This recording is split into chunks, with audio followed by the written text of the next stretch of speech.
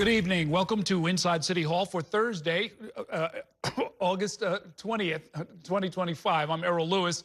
Ingrid Lewis-Martin, one of Mayor Adams' longtime allies and former top aides, has pleaded not guilty to new corruption charges. She was in court earlier today for the indictment, where prosecutors allege that Lewis-Martin took $75,000 in bribes and even secured an appearance on a television show. Our Ayanna Harry was in the courtroom and joins us now to break down the case in tonight's top story. Good evening, Ayanna. Good evening, Errol. She was the second most powerful person inside City Hall. Tonight, Ingrid Lewis-Martin is fighting to clear her name and to stay out of prison. Manhattan prosecutors claim she violated the public trust over and over. With her head held high and hands cuffed behind her back, Thursday, Ingrid Lewis-Martin walked back into a Manhattan courtroom where she faced 4 newly unsealed indictments. Manhattan prosecutors claim Lewis-Martin traded her influence as the mayor's chief advisor for $75,000 in bribes, thousands in catering, and even a role on the hit Hulu series Godfather of Harlem. Hi, Grumpy. Lewis-Martin pleaded not guilty to conspiracy and bribery charges. Former Manhattan prosecutor Jeremy Saland points out, she's facing, theoretically, as a first-time offender, no incarceration if convicted, but up to 2 1/3 to 7 years on Class D felonies. Prosecutors claim Lewis-Martin repeatedly violated the public's trust, saying she took cash to steer migrant shelter contracts, accepted home renovations after helping a developer fast-track city approvals.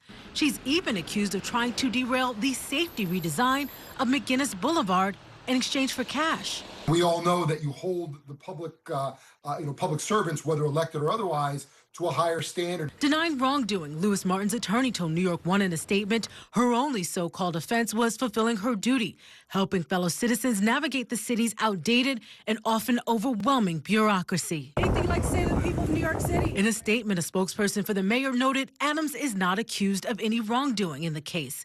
Lewis-Martin left her City Hall role in December, just before her indictment in a separate corruption case. In an interview last month, the mayor defended Lewis-Martin still volunteering with his re-election campaign. There's something in the city and country that's called due process. Also facing charges in this corruption probe, Lewis-Martin's son, who's accused of helping facilitate bribes, 2 real estate developers, the owner of a TV and film production company, and Adams administration official Jesse Hamilton.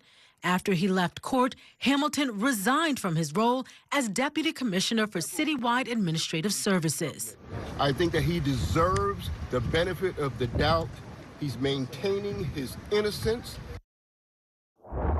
Again, the mayor is not suspected of any wrongdoing in this case, and all 7 of the defendants who appeared in court today pleaded not guilty to the charges filed against them. All 7 expected back in court for hearings in September, Errol. I know it'll be a while before we hear their full-throated defense, but I know a lot of these folks from Brooklyn politics. They've been friends for a long, long time. I guess from their point of view, they were just doing favors for each other the way they always have, right? I think what Manhattan prosecutors point to is an exchange of cash or exchange for other services for, city approvals being fast-tracked. So that's really at issue, not that someone, to help somebody get a project approved, but there was an exchange, a quid pro quo, right, as Manhattan prosecutors are alleging in this case. Yeah, right. I mean, some of it, because we've reported on it, is without a doubt. I mean, Ingrid Lewis-Martin inserted herself into the process to kill that bike lane or some of the redesign up in Greenpoint, right? Right, and the company that she was doing it on behalf of, according to this indictment, was a TV and film production company, and they're saying as part of, in exchange for them getting the redesign killed, Ingrid Lewis-Martin was on this television show. They're also claiming that she received cash in exchange for her services. So, again, this is 4 separate indictments that were filed today, in addition to the indictment that was filed last December, and my sources in the Manhattan District Attorney's Office tell me that they are continuing to look into allegations surrounding Lewis-Martin. Okay. Thanks very much, Ayanna. Separate from today's indictments, the mayor is dealing with a troubling episode involving another longtime advisor, Winnie Greco, who gave a reporter a potato chip bag that was stuffed with cash. Greco denies that the cash was an attempted bribery, but she's now been barred from volunteering for the mayor's re-election campaign. Our Bobby Kuza joins us now with more on that. Good evening. Good evening, Errol. Winnie Greco, just another official in Mayor Adams' orbit who was caught up in all these federal investigations. Now she's been ensnared in this episode that to all appearances looks like it was an attempt to bribe a reporter, although she suggests it was all just a misunderstanding. Winnie Greco, a longtime advisor to Mayor Adams, who served as his director of Asian affairs, was already a source of controversy. Her homes in the Bronx were raided by FBI agents in February of last year, after a series of investigative reports and the online news outlet The City raised serious questions about her conduct and her campaign fundraising on the mayor's behalf. Greco resigned last October, but in recent weeks has resurfaced as a volunteer for the mayor's re-election campaign. And on Wednesday, after Adams opened a new campaign office in Harlem, Greco sought out Katie Honan, a reporter for The City, and insisted she accept a bag of hers sour cream and onion potato chips. I said, no, you should take them. I don't want them. I don't want them. And she told me to have them, walked outside. And then at the top of the 125th Street 2-3 station, I looked inside the bag, and that's when I saw the envelope, which I really hoped was information or a story or something, but instead it was cash. Honan tried unsuccessfully to return the money, which included at least $100 bill and several 20s. When reached later, Greco was apologetic and said she'd made a mistake. Her lawyer in a statement said the incident was being blown out of proportion, saying, quote, "In the Chinese culture, money is often given to others in a gesture of friendship and gratitude. And that's all that was done here. Winnie knows the reporter and is fond of her. Winnie's intention was born purely out of kindness." She didn't say anything to me to intimate like that she would want some sort of favor or anything in the conversation. I understand in Chinese culture, at Lunar New Year and certain festivals and at weddings, money in an envelope is exchanged. Usually not that much.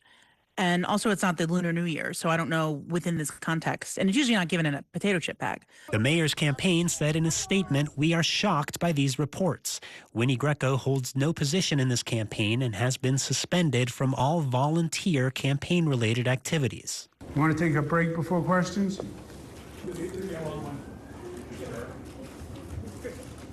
Former Governor Andrew Cuomo tweaked Adams by handing out chips to reporters at a news conference. Sometimes a bag of potato chips is just a bag of potato chips. Reached for comment, Hers, the potato chip maker, said, "While we can't speak to the details of the story, we can confirm that our sour cream and onion flavor is money." Now, the journalists at the city said after this happened, they reached out to the city Department of Investigation, and they were then visited by an investigator from the U.S. Attorney's Office for the Eastern District, who basically took custody of the bag of chips. So we could see this very well become part of a larger investigation. Yeah, I mean, the question on the table, because Katie reports on a lot of aspects of the city administration. I don't know that she had any particular investigation going on that would involve Winnie Greco. Right, but the city as an organization did. I mean, they have done really some of the toughest reporting on Winnie Greco. I think they really, broke the news of some of these conflicts of interest and some of these, ethical questions about her conduct while she was working for Mayor Adams. So, if you wanted to bribe somebody, it would make sense that the city has been, with some of the toughest coverage, maybe you want to try to influence. But again, I mean, they deny, Winnie Greco and her attorney deny that, there was any sort of malfeasance here and that this was just her seeking friendship. This was sort of a token of friendship. Her role in this administration and its campaign, it's always been a little bit sort of cloudy or questionable, right? I mean, she was in the administration, she was getting a six-figure salary, but then she was also a volunteer, and she's also been a fundraiser for him. It's never clear kind of what hat she's wearing when you see her. Right, and she's been close with the mayor for many, many years, dating back to his time as Brooklyn Borough President. But she's been close with him. If you look at the video from his inauguration, not his inauguration rather, but in Times Square after New Year's Eve on 2021, she's right there with them, right? She's one of his closest aides who's there to celebrate. And then she was on some of these flights overseas. She arranged some of them. She arranged some of these flights overseas. So she is close with the mayor. Like you said, she's worn a lot of different hats, but she resigned last fall, and it seemed like maybe she was out of the picture. Then she was back on the campaign. Who knows what's going to happen now? Okay, thanks very much, Bobby.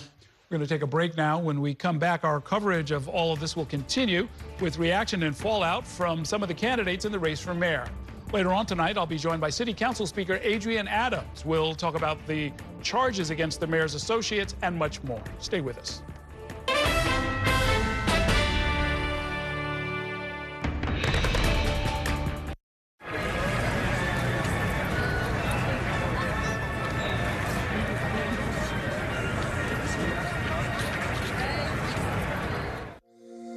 Every day tells a new story. At Mornings on One, we're dedicated to bringing you the stories that matter most to start your day. With in-depth coverage of the day's developing news. I'm Pat Kernan. Here are the stories we're following this morning. And weather updates every 10 minutes. Some morning sunshine possible, clouds take over. It's our responsibility to get you the information you need before you head out the door. Mornings on One.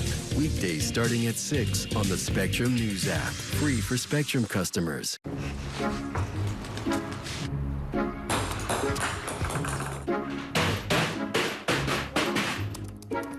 What do we have going on here? Well, I heard you guys talking about online threats, so I built an internet for it. We have Spectrum, so our internet blocks threats automatically. Oh. But the internet is full of trolls, so you keep a lookout. On it. If it's connected, it's protected. Spectrum Internet with advanced Wi-Fi. I'm Sandra, this is Jorge, and we were adopted in 2019. I remember when they first came to us, Michael was already a teenager. The whole cliche of they're so lucky to have you guys, and it's the other way around. They have changed our family for the better. They chose to love us. They didn't have to. They chose us. Family. Learn about adopting a teen from foster care. You can't imagine the reward. Visit adoptuskids.org. And that's a look at some of what's in the papers this morning. You done with the sports section? Today's story is about the latest chapter for a beloved local business. It's a beautiful day with temperatures in the 60s, but showers are expected in the next hour. In a city that's always on the go, it's important to stop to hear the stories that connect us. The news that matters to New Yorkers. That's what brings us together. That's Mornings on One. Weekdays starting at 6. Exclusively on Spectrum.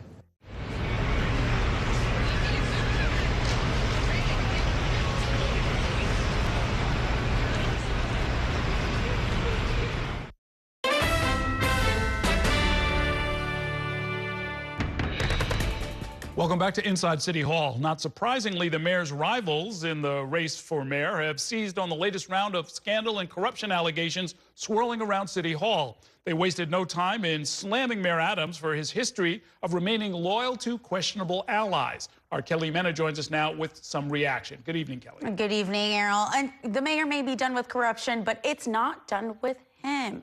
The new indictments facing his allies have only provided political ammunition for his rivals in the race for mayor. It is embarrassing for the city of New York. It's sad for the city. Mayor Adams' rivals are seizing on the latest corruption charges circling his administration. This makes it a mockery. It plays to the worst impression that you could have. It feeds the worst cynicism. It's all for sale. Government for sale. Cuomo himself has had a close brush with bribery schemes. His ex-top aide, Joe Percoco, was convicted of receiving hundreds of thousands of dollars in bribes in exchange for political influence with the Cuomo administration. Percoco was sentenced to 6 years in prison in 2018 and was said to refer to his bribes as seedy. Percoco was released in 2023. The Supreme Court later threw out Percoco's conviction. Despite the mayor not being accused of any wrongdoing, Cuomo said the corruption case is another sign of why Adams shouldn't be reelected. I don't think Eric Adams is a viable candidate for mayor.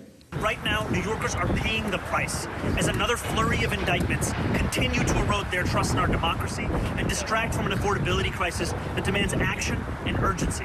Other candidates in the race, like Zohran Mamdani, used the indictment as another example of corruption plaguing the Adams administration. The mayor was once facing his own federal corruption case before it was dismissed in April. Our city deserves to have a mayor who spends time with their constituents, not stuck in courtrooms. We need a new era of leadership. Meanwhile, Republican candidate Curtis Lewa slammed the mayor for his loyalty to his friends. Ingrid Lewis-Martin remains as a campaign volunteer in his re-election bid. He surrounds himself with cronies who are corrupt. He had a rebirth, a resurrection. When Cuomo loses the primary, he gets a restart. Who gets that? And he brings them all back. There was Winnie Greco, there was Ingrid Lewis-Martin. People were saying, why are you bringing them back? Oh, they're friends. Yeah, friends who like to put their beak in the trough. And the mayor himself has not publicly made any statements about the indictments today or any of the other scandals swirling around his administration outside of some statements, Errol. So in most cases, it sounds like their statements were really more about Adams than about the people who are actually in court today. Yeah, that's really true. I mean, the thing about these indictments that were unsealed today, it follows a pattern. This is not the first time we're hearing about corruption, not the first time we're hearing about briberies. And I think that's what the candidates were seizing on, this idea that the mayor is saying he's turned this new leaf over, he's reformed, but keeping these people back in that inner circle is just not helping him. And in an election season, any moment you have to go after your rival when they're weak to put them down is an opportunity for you to rise. Okay, thanks very much, Kelly. We're going to take a break now, and when we come back, prosecutors are alleging that Adams' aide, Ingrid Lewis Martin, obstructed the redesign of McGuinness Boulevard for personal gain. We'll explain that part of the story in 2 minutes. Stay with us.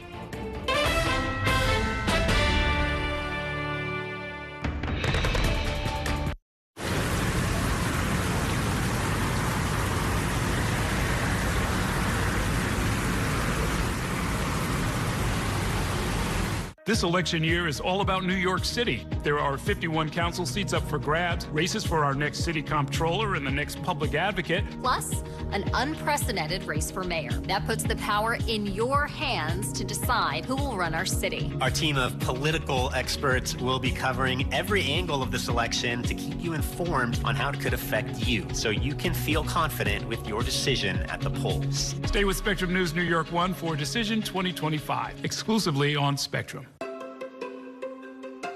We chose Spectrum Business because every second matters in our operation. We need a network that can move as quickly as we need to. We are a takeout restaurant. Half our business is online. So we needed something dependable, reliable, with great service. The state-of-the-art facility depends on a state-of-the-art network to support classroom engagement. Join the network made for business with solutions made for every size. Visit spectrum.com/made for business to get started. Mom was always organized, but she started forgetting to pay her bills on time. And she'd buy the same gifts over and over. Telling the girls about my Alzheimer's diagnosis was really hard. At first, we had our cries, but then we were like, okay, let's make a plan. Early detection gave us time to adapt together. It's so important for you to think about what you can do and making the most of what you have. If you or your family are noticing changes, it could be Alzheimer's. Talk about seeing a doctor together. From my time growing up in Queens watching New York 1 to my time reporting here, I've seen how quickly a story can change. At News All Day, we bring you the news as it's happening, from around the boroughs to local government to your neighborhood. Because our city never stops moving. 3, 2, 1. Hi, I'm Shannon Ferry with the day's developing stories. But first, stay up to date and informed with News All Day, weekdays from noon to 4.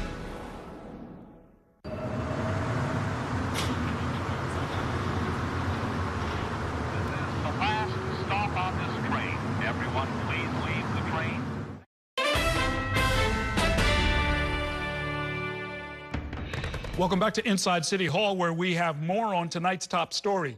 The indictment against Ingrid Lewis Martin includes an accusation that she interfered in street safety projects in exchange for money from the owners of a powerful Greenpoint film production company. New York 1 Transit reporter Samantha Liebman has more from lawmakers, activists, and exclusive reaction from the city's transportation commissioner. The McGuinness Boulevard redesign was finally implemented last fall after years of activism and the death of 3 people in 10 years. Make McGuinness safe! But also after City Hall changed course twice. Every elected official who in Greenpoint supported the plan. 10,000 neighbors signed a petition in support. We held rally after rally, event after event, demanding this plan, and the Department of Transportation put forward a smart and thoughtful plan to make it happen. The mayor had supposedly supported it, and then Ingrid inserted herself. It was already known by elected officials that Lewis Martin squashed the plan for 1 traffic lane in each direction with pedestrian islands and a parking protected bike lane in each direction. The opposition included the owners of a nearby film production company, Broadway Stages, Gina and Tony Argento. The indictment against them, unsealed Thursday, alleges Lewis Martin took bribes in cash, clothing, and even movie roles from the Argentos to kill the safety upgrade. She made very clear that she was stopping this project. And You know, we called it out at the time. We organized protests at City Hall. I'm relieved that she will have to face accountability for prioritizing herself over the safety of the Greenpoint community. DOT came out with its proposal in May 2023. By July of that year, it was killed. A compromise proposal then came out in October 2024, just days after investigators raided Lewis Martin's home and seized her electronic devices. It was the fact that it involved like a part in a television program, but you know, as sort of comic and absurd as some aspects of it is, ultimately it's incredibly sad that this street is much more dangerous than it needs to be. And we're talking about real New Yorkers' lives. People have to live in that neighborhood and cross that street. The indictment mentions the City Department of Transportation 9 times. Commissioner Yordanis Rodriguez would not comment on the matter. Would you have anything to say about this? Like, I focus on all the work that we have. I had hundreds of projects in front of me. I had to make decisions. I had to rely on the expertise that I have at DOT. While there is 1 lane of traffic and 2 protected bike lanes on McGuinness from Collier to Meeker Streets, advocates say the northern section has been left unsafe. This fight isn't done. You know, there's a chunk of McGuinness Boulevard that still is wider than the community wants it to be, than DOT had proposed it to be. Samantha Liebman, New York 1. It is time for a break. Coming up, we will turn to some major rezoning approvals by the City Council that were passed last week. I'll be joined by Speaker Adrienne Adams in 2 minutes. Stay with us.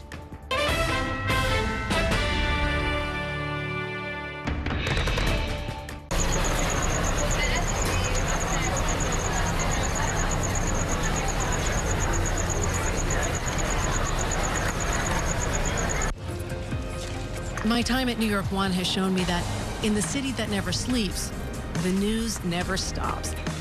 So as the day winds down, turn to the rush hour. Good afternoon, I'm Monica Bergman. To catch up on the stories that matter across the 5 boroughs, with in-depth interviews from the city's newsmakers, plus the latest forecast. Catching you up with today, preparing you for tomorrow. Right here on the Rush Hour. Weekdays from 4 to 7 p.m. Are you ready for the ultimate entertainment experience? Spectrum is bringing together the streaming apps you love.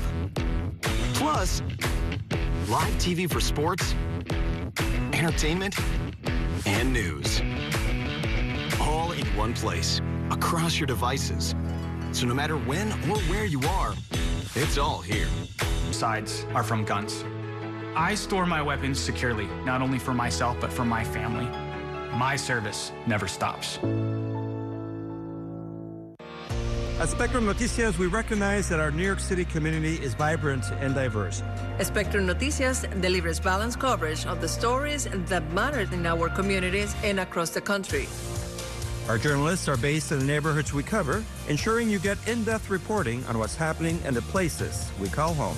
So join us at Spectrum Noticias. We're always on, always there for you. Now available on your TV. Check your local listings. Also available on the Spectrum News app.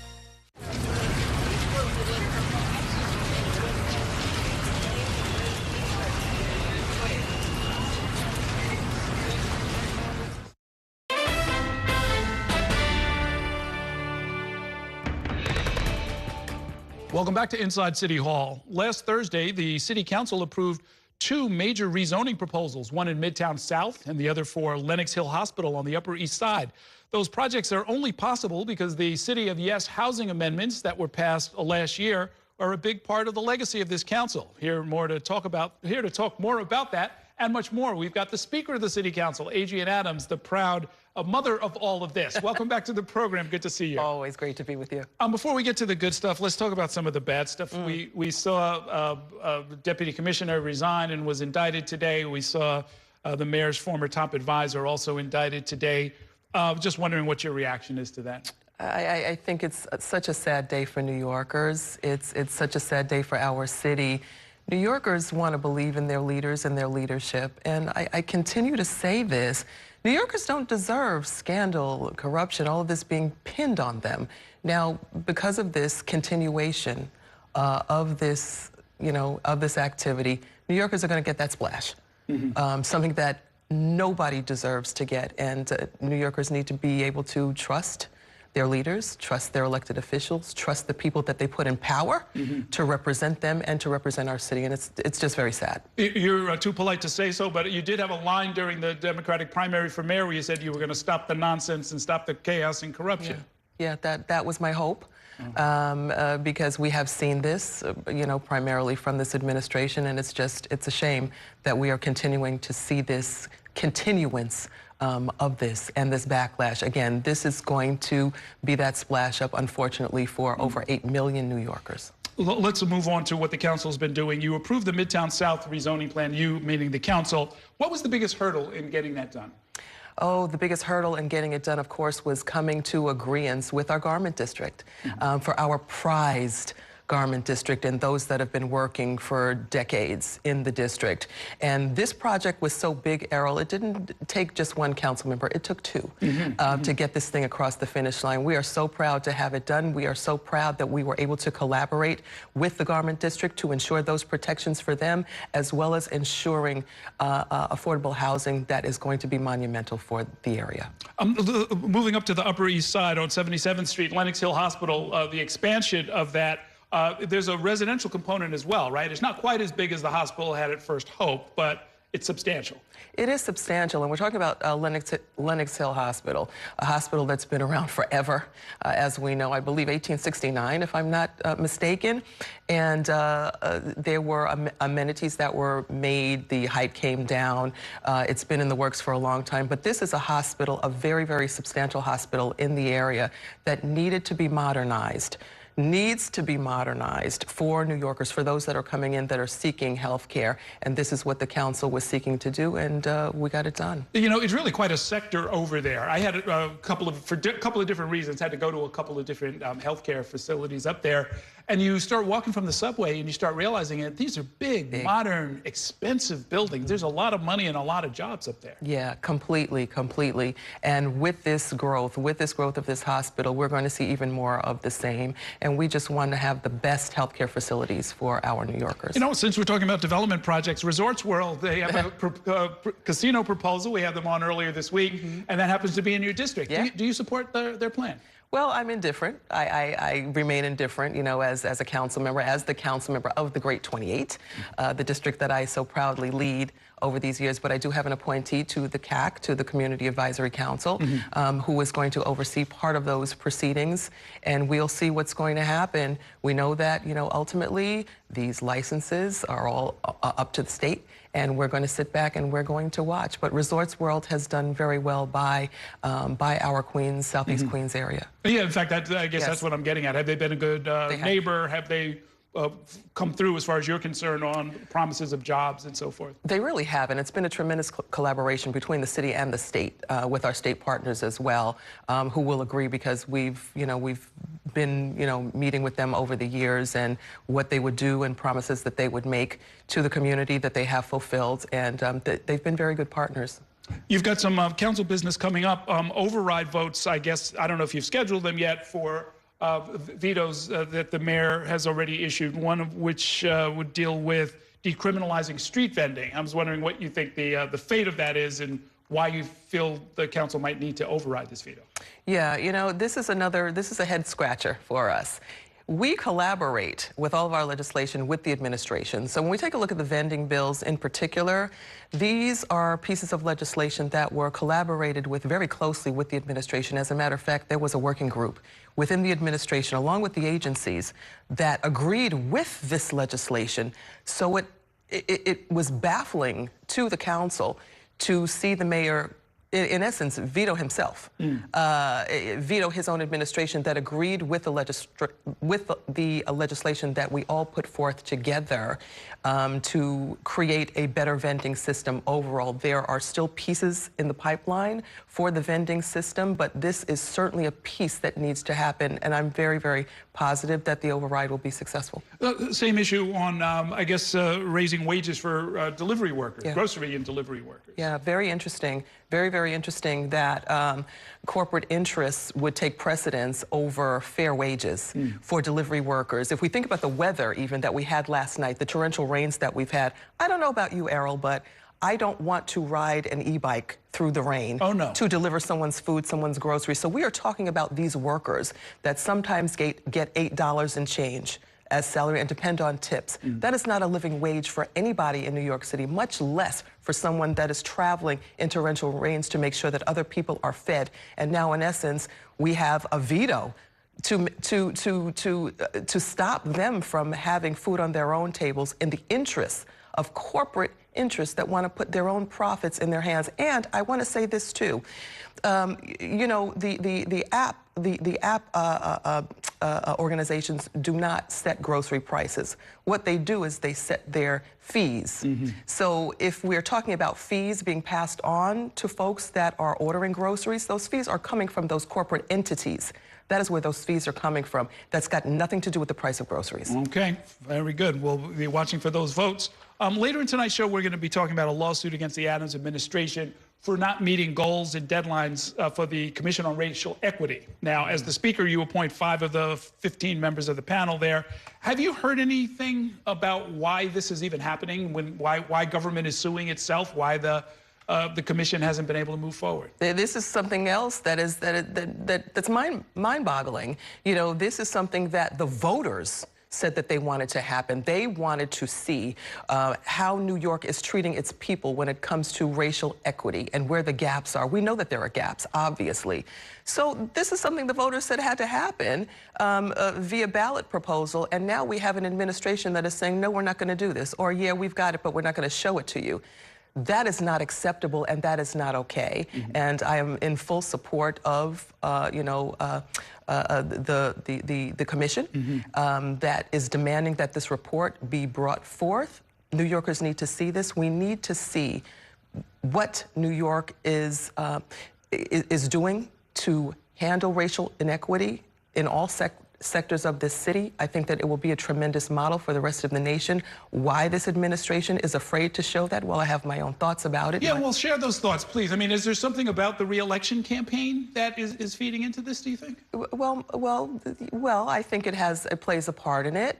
I think that the Trump administration and its denial of DEI, I think all of these pieces are a part of this puzzle, or can be a part of this puzzle that is keeping this information from the public that said that they want to see it. So when we take a look at the administration, the relationships that we know have been bonded with the Trump administration, the fact that this information is not wanted by the Trump administration, we can start, you know, speaking about the Smithsonian and a lot of other things that are being denied the American public from truths that the American public need and deserve to see. To me, this all falls in part and parcel of that. Well, this is an important moment. And in fact, frankly, I could ask this to a lot of people, but you're in the chair, so I'll ask you. When it comes to the extraordinarily high levels of black leadership, all of the different positions and, you know, the growth and the history-making elevation of the first black woman to lead the city council and so forth, this is a season where there are a lot of attacks coming out of Washington. That's right. There are law firms running scared. There are universities running scared. That's right. There are people dialing back what had been commitments to racial justice, racial equity.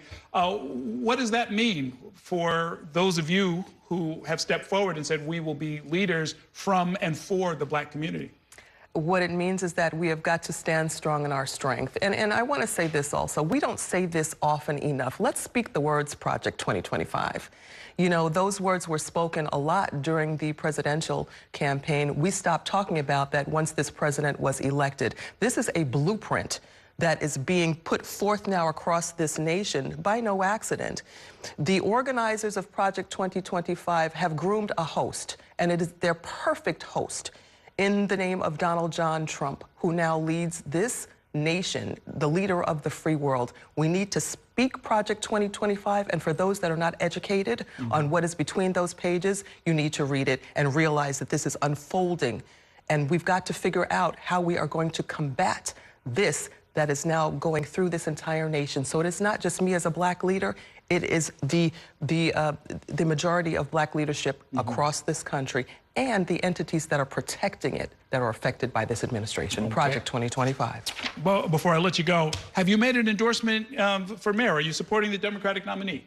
Well, I said initially I'm a lifelong Democrat, and whoever that nominee is, I will support that Democratic nominee, and that is who I am supporting. I am not an independent. I'm not a Republican. I'm not in anything other than a Democrat. Okay. No qualms about being with Mr. Mamdani?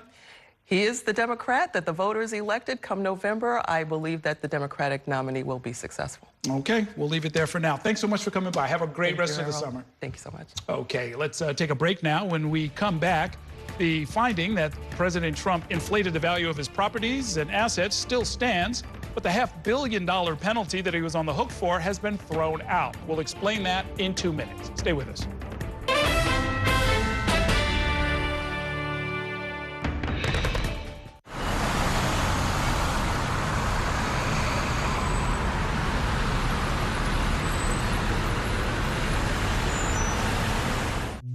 If it's the theater you love, then we've got just the ticket. On Stage is your all-access pass to Broadway, off-Broadway, and the best live entertainment in the city. The interviews and backstage exclusives.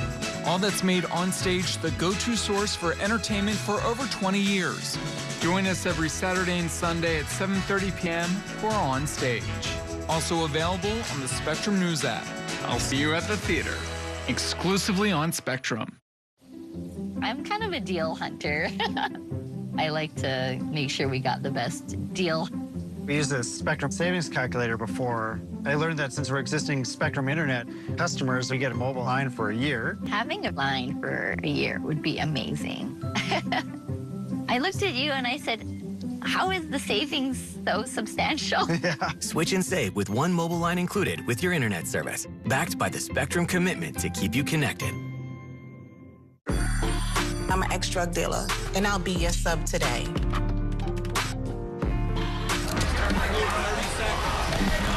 2 milligrams of fentanyl can be lethal. A lethal dose is in here. Who gets it, I won't know. It's cheap, it's potent, and it's profitable. The sad reality is fentanyl is being mixed into everything now. More kitchen now. My father was a New York City firefighter. My mission, like his, is to serve New Yorkers in a city that doesn't stop when the sun goes down. Being with New York One since the beginning, I'm now honored to join you even earlier each weeknight. Starting at 8 with New York Tonight, we'll explore the latest news developments, followed by New York One at 10 to wrap up your day. So join me each weeknight starting at 8 right here on New York One.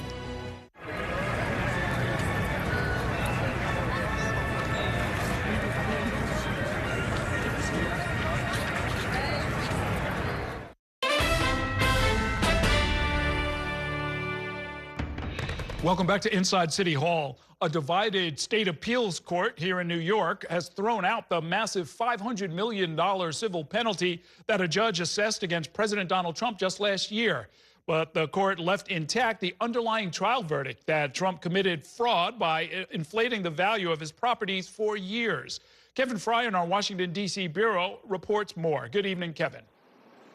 Yeah, good evening, Errol. Of course, that penalty, the financial penalty, had been growing due to interest over the course of the last year. But it did take these judges the better part of a year to actually come to this quasi-agreement to advance this. This was a very convoluted, more than 300-page ruling, and the judges were not all on the same page.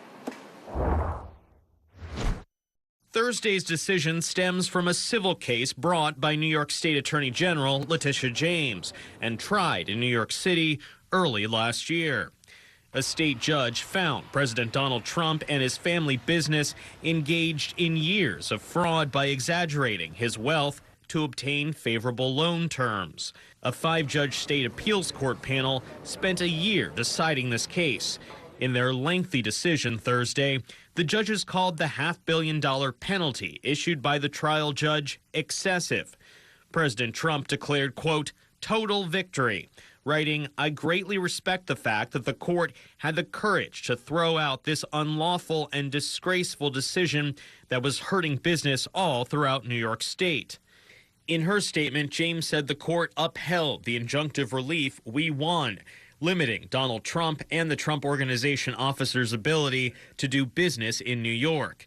She continued, "It should not be lost to history. Yet another court has ruled that the president violated the law and that our case has merit." She made no mention of the court tossing the penalty, but said she would appeal. From their 300-page ruling, the appeals court panel was sharply divided on many aspects of the case, some calling James's lawsuit justifiable, some calling for a new trial, another arguing the case should be tossed out entirely. One judge in particular took issue with James, who pledged to investigate President Trump during her 2018 campaign for Attorney General. Still, they agreed to let the fraud judgment stand. And now, of course, President Trump has repeatedly called the civil case political, though since he has returned to the Oval Office earlier this year, he, of course, has really amped up the pressure on James, including his administration, the DOJ, issuing subpoenas for documents tied to this civil fraud investigation. A lawyer for James has likened this to essentially political retribution by the DOJ, by the Trump administration. Again, as to where this stands right now, it seems in all likelihood that this is now going to be heading to the next level of the appeals, essentially New York's top court. Yeah, and Kevin, that in part is why, even though a plurality of the judges here didn't think that there was a lot of merit in the case, they chose to let the verdict stand so that it could make its way to this highest court and get a final look. Yeah, I mean, that essentially seems to be how they ultimately came to an agreement to even come together on this 300-page document, that they ultimately concluded that they will find a way to set it up so an appeal can actually happen and then send it off to the final court rather than continuing basically negotiations over what to do about it. All right, thanks very much, Kevin. We are going to take a short break, and when we come back, the city's Commission for Racial Equity, CORE for short, is suing the Adams administration over a delayed report.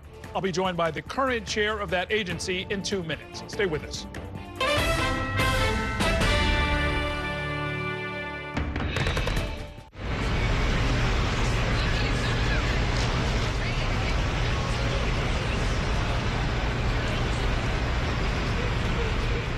As native New Yorkers, the weekend team at New York One is here to be a voice for your community. Our focus is to uphold the journalistic principles our network was built on. Using our years of local reporting experience to take on important issues across the 5 boroughs. Morning, noon, or night, it's in-depth coverage that prepares you for the week ahead. Spectrum News New York One, weekends, starting Saturdays at 7 a.m. Available on all your devices exclusively on Spectrum.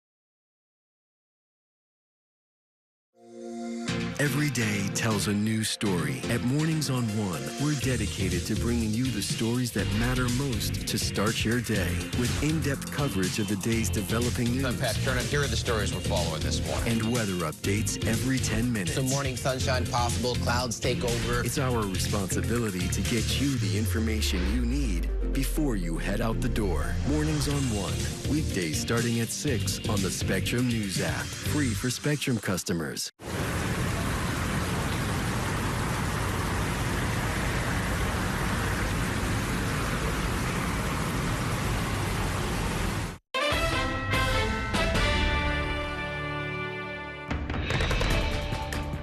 Welcome back to Inside City Hall. An independent city agency called the Commission on Racial Equity is suing the Adams administration for its failure to release a plan addressing racial disparities in the city. Now, back in 2022, voters overwhelmingly backed a charter revision proposal that mandated that the city release reports every 2 years. But now, more than 500 days later, no report has materialized. As part of the lawsuit, the agency is calling for the court to order the release of the plan and declare the delay to be illegal. The Adams administration says that this lawsuit is, quote, misguided. Joining me now to talk about this is a special panel.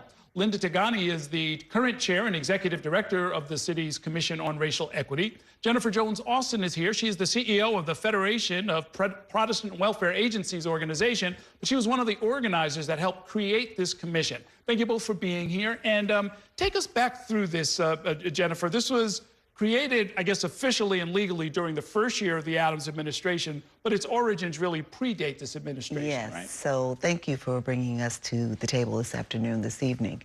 In 2021, in the wake of the killing of George Floyd, Ahmaud Arbery, Breonna Taylor, when the nation was just, struggling with what to do, grappling with the issue of persisting racial inequity, then Mayor Bill de Blasio established the Racial Justice Commission, appointed 11 commissioners. I was appointed the chair, and we were charged with going into the New York City Charter, that's the Constitution, to look at how we could embed racial justice and equity in core government functioning.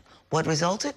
3 ballot measures, one of them to establish a mandate that every 2 years the City of New York release racial equity plans, and that there would be a complementing Commission on Racial Equity that would hold the city accountable for releasing those plans and making sure that they adhered to the will of the people of the City of New York. Mm-hmm. And so now that hasn't happened, but the committee consists, correct me if I'm wrong, 15 members, 7 are appointed by the mayor. So it's essentially his commission.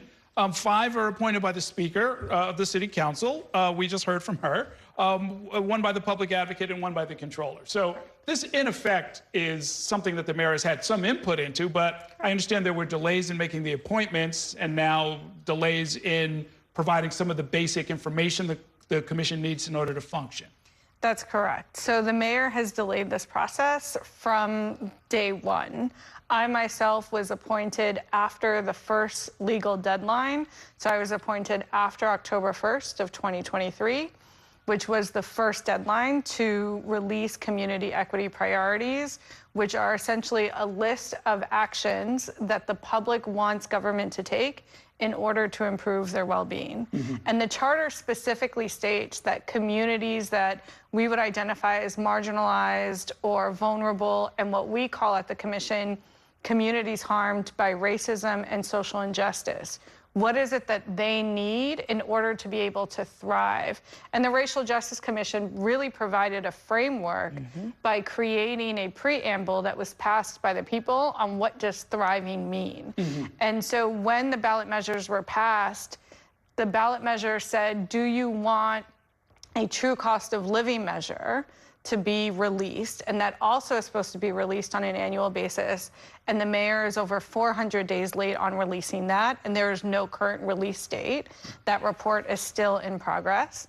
And the mayor has delayed hiring me, appointing commissioners, and allowing the commission to start the work.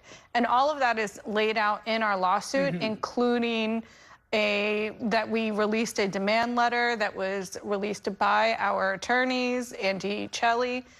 There was no response to that, and so we had no other choice but to sue the administration to ensure that this report is released. I feel like I might be missing something here because we covered the election in 2021.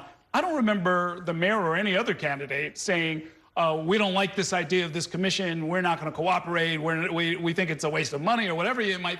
I don't understand what the source of the problem is, and I guess that's why you sued. You're trying to get to the source of the problem. You don't remember because it didn't happen. That didn't happen, and it didn't happen that the mayor actually spoke in favor of the commission and of the mandates that were passed. We've never had the mayor speak on behalf of the commission in support of these plans that were passed over, these measures passed overwhelmingly by New Yorkers. So it has been an uphill battle from the very beginning. And now we find ourselves in a situation where racial equity the pursuit of racial equity that we've seen over the course of the last several decades, it's being obliterated.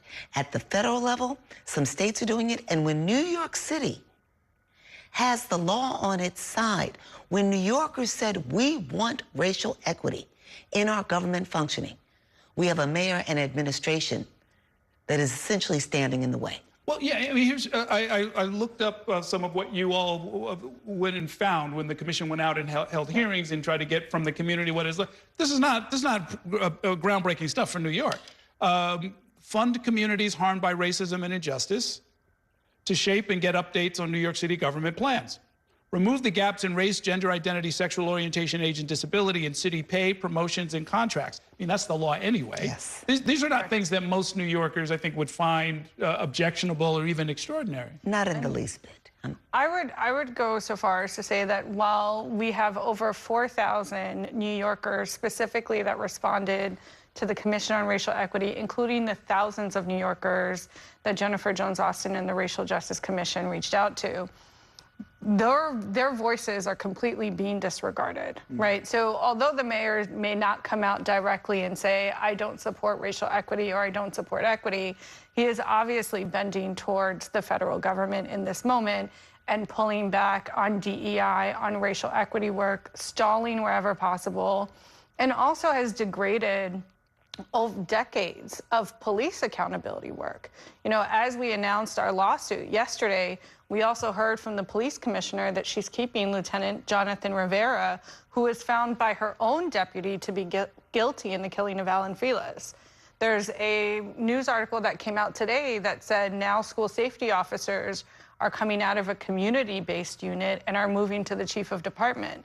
We're seeing inroads that this administration has taken to create new paths for injustice rather than listening to the will of the people when they say we want more investments in our schools and to end segregation, and instead we have more officers in our schools, and we have a specialized high school that only took in 8 black kids for this year. I mean, it's too easy to sort of pin this on whatever relationship this administration now has with the White House, because this predates the Trump administration. Indeed, right? Indeed. When the mayor says in response to the lawsuit that they're vetting it again and again and again because they do not want to risk any funding from the federal government, you know, if the federal government were to not agree with the racial equity plans, that is gaslighting. Let's just call it what it is. It's gaslighting because these plans are more than 500 days overdue. The true cost of living is more than 400 days overdue. The President of the United States has not been in the White House yet for better than 300 days. Right. So this is gaslighting. For whatever reason, this mayor and this administration have determined that it is not in the interest of this administration to release these plans and to actually bring about a true cost of living. Well, I mean, you've worked in government for a long, long time. Is this them maybe not wanting to find problems that the public will then expect them to fix? I think it can be, especially when we talk about the true cost of living, if we just jump in there for a moment. The true cost of living measures to be centered in economic security.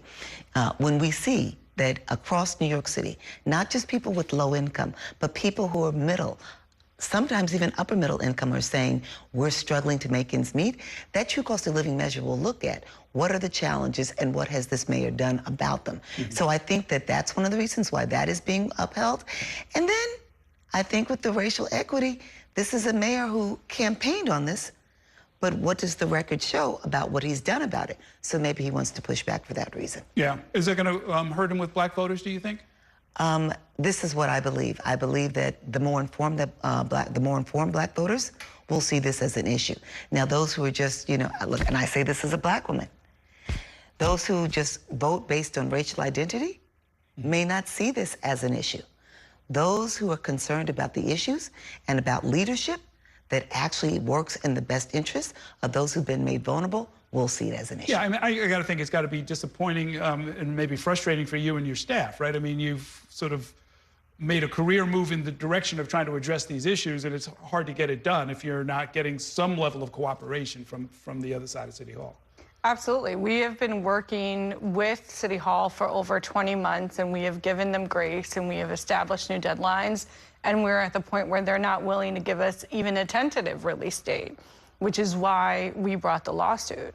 I do want to note that the public is very clear on what government is doing that is racist and unjust. And so when the Adams administration sees this as a possibility to not identify problems, it's really them ignoring the problems that the public is acknowledging and bringing to their attention. It's a complete disregard not only for their voice, but for them as New Yorkers.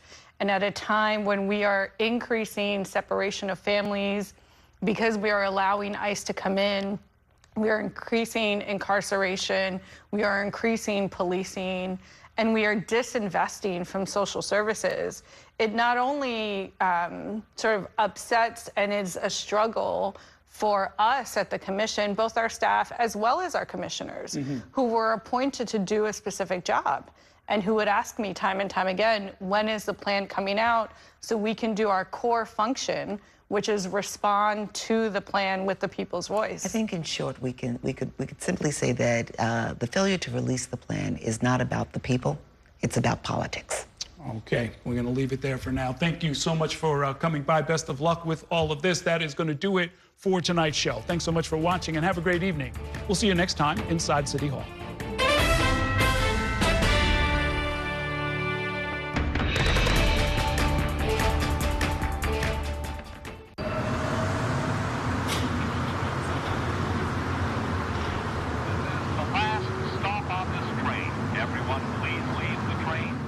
And that's a look at some of what's in the papers this morning. You done with the sports section?